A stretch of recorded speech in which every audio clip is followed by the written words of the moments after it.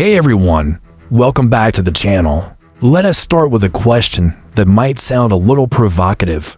Christopher Columbus didn't he discover America? So what did he really do? Now, I know what you're thinking. We all learned in school that in 1492, Columbus sailed the ocean blue and landed in the New World. But here's the thing, that story is, at best, massive oversimplification.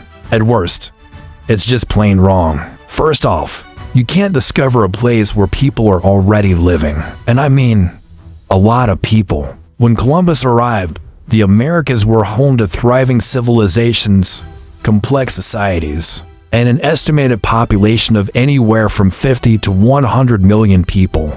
These were the ancestors of today's Native Americans. They had cities, agriculture, art, and intricate social structures. So, to say Columbus discovered America is like saying I discovered your house just because I of or been there before. It completely erases the existence and history of millions of people. So, if he didn't discover America, what was his goal? The short answer is money and spices. In the 15th century, the land-based trade routes to Asia, known as the Silk Road, were controlled by the Ottoman Empire, making goods like silk and spices incredibly expensive for Europeans. The Portuguese had found a way around Africa, but it was a long and dangerous journey. Columbus, a Genoese navigator, had a different idea, a radical idea. He believed the world was smaller than most people thought, and that he could reach the East Indies, modern-day Indonesia, and Southeast Asia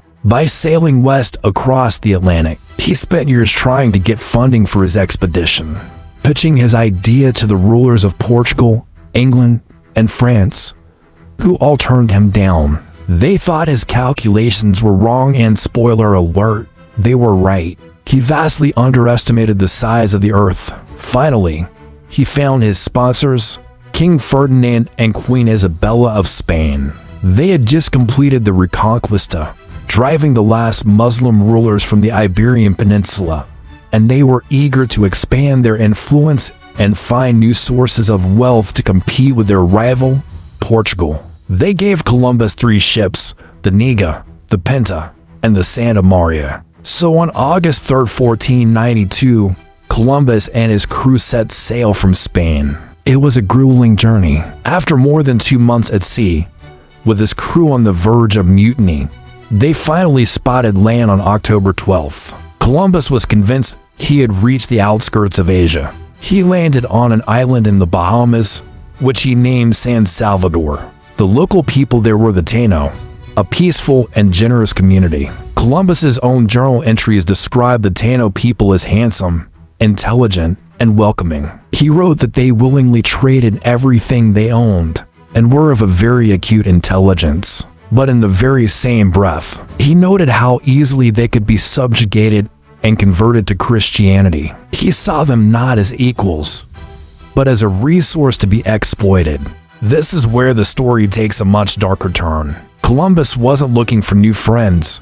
He was looking for gold. When he found very little of it on the first islands, he sailed on, exploring the coast of Cuba and Hispaniola, the island that is now Haiti and the Dominican Republic. He was still convinced he was in Asia, referring to the native people as Indians, a misnomer that stuck for centuries. On Christmas Eve, the Santa Maria ran aground and had to be abandoned. Using its timber, Columbus built a small fort called La Navidad on Hispaniola and left about 40 of his men there, with instructions to find the source of gold. He then sailed back to Spain on the Niga, taking several captive Taino people with him as proof of his discovery. His return was a triumph. He presented the captured natives, along with parrots, exotic plants, and a small amount of gold to the Spanish court.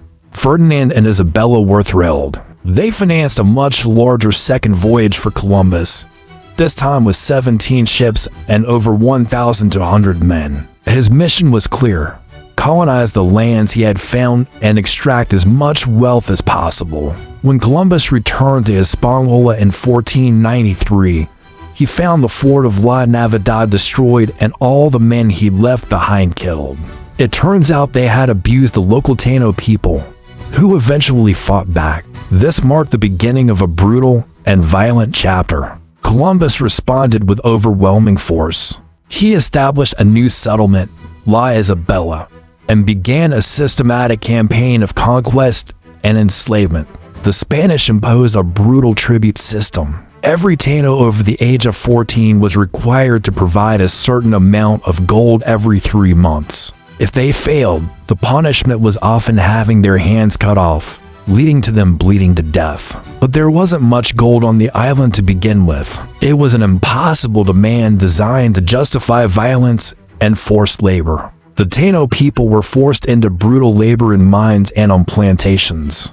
They were hunted with dogs, killed for sport, and subjected to horrific violence. Diseases brought by the Europeans, like smallpox, measles, and influenza, to which the native population had no immunity, spread like wildfire. Within just a few decades of Columbus's arrival, the Taino population of Hispaniola, which may have been several 100,000 or even 1 million, was almost completely wiped out. This wasn't just an accident of contact.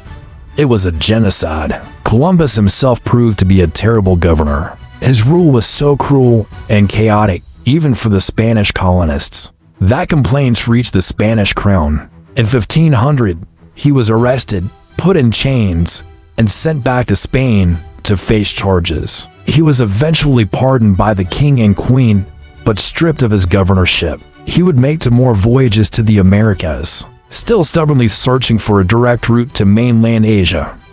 But he never found it. He died in 1506, wealthy but disgraced, still believing he had reached the East Indies. So, what is the real legacy of Christopher Columbus? He didn't discover America, but he did initiate a permanent, large-scale interaction between the Eastern and Western hemispheres. This is what historians call the Columbian Exchange. It was an enormous transfer of plants, animals, culture, technology, ideas, and, tragically, diseases. From the Americas, Europe got potatoes, tomatoes, corn, chocolate, and tobacco, foods that revolutionized European agriculture and diets, leading to a population boom. From Europe, the Americas got wheat, sugar, coffee, horses, cattle, and pigs. Horses, in particular, completely transformed the lives of many Native American groups on the plains. But the Columbian Exchange had a devastating human cost. The introduction of European diseases caused a demographic collapse of staggering proportions. Some estimates suggest that up to 90% of the indigenous population of the Americas died in the century following Columbus's arrival. This is one of the greatest demographic disasters in human history. Furthermore, Columbus's voyages opened the door to the transatlantic slave trade, as native populations were decimated by disease and violence. European colonists turned to Africa for a new source of forced labor, to work on their profitable sugar and tobacco plantations. Millions of Africans were forcibly taken from their homes and shipped across the Atlantic in horrific conditions. So, when we talk about Columbus, we're not just talking about one man. We're talking about the beginning of European colonialism in the Americas. His actions set a precedent for the conquest, exploitation, and violence that would define the relationship between European powers and indigenous peoples for centuries to come. This is why, in recent years, there has been a major push to rethink how we commemorate him. For many people, especially Native Americans and descendants of enslaved Africans, Columbus is a symbol of conquest, slavery, and genocide, not discovery and exploration. That is why many cities and states have chosen to replace Columbus Day with Indigenous Peoples Day, to honor the people who were here long before Columbus and who suffered immensely as a result of his arrival. The point isn't to erase history, it's to understand it more fully. History is complex, and it's filled with uncomfortable truths. Acknowledging the dark side of Columbus's legacy doesn't mean we ignore the massive global changes his voyages set in motion. It just means we tell the whole story, the story of the people who were already there, the story of the immense suffering that followed, the story of how our modern world was built, and at what cost. So, Christopher Columbus didn't discover America. He kicked off a chain of events that reshaped the entire world, for better and for worse. He was a skilled navigator and a daring explorer, but he was also a brutal conqueror driven by greed. And understanding the full picture is essential to understanding the history of the Americas and the world we live in today. What do you think? It's a heavy topic, I know, but a really important one. Let me know your thoughts in the comments below. Thanks so much for watching, and if you found this video informative, please give it a like and subscribe for more deep dives into history. See you next time.